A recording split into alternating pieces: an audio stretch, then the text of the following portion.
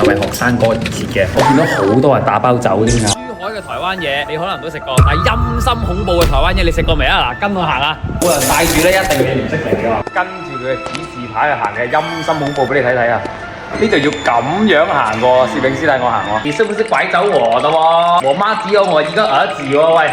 梗係覺得羅蘭姐喺隔離，好在今日唔係7月嘅大佬嚟啦，我哋望緊黐鬼線呢個招牌都唔多過啊！不過小簡就最中意呢啲地包，佢有功能直堂就喺度啦。今日試一試佢係咩料啦？OK，呢個花枝丸、蚵仔煎，今日食紅豆冰啊！呢度要先埋單嘅4口啊，口，台灣特色小食4口。係一個中學嘅飯堂咁樣，所以呢有啲嘢都好親民啊，為學生哥而設嘅。呢個好重呢個焦糖味，我好中意食焦糖，係重量級嘅咧。下邊啲焦糖咧都係寫嘅，呢個係幾唔錯。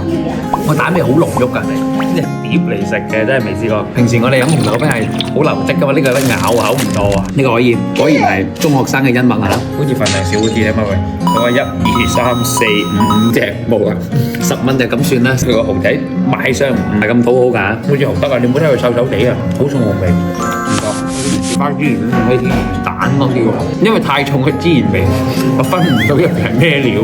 有咩話俾我知？花枝丸到底係咩料做嘅？真係唔係好識講。所以咧，老闆開5點係有原因嘅，係就啲學生可能放咗學啊過嚟，有一個好平嘅價錢品嚐到幾好食嘅嘢啦。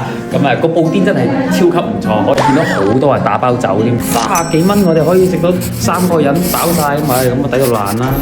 我係香港簡 Sir，記得俾 like 同 follow 我啦。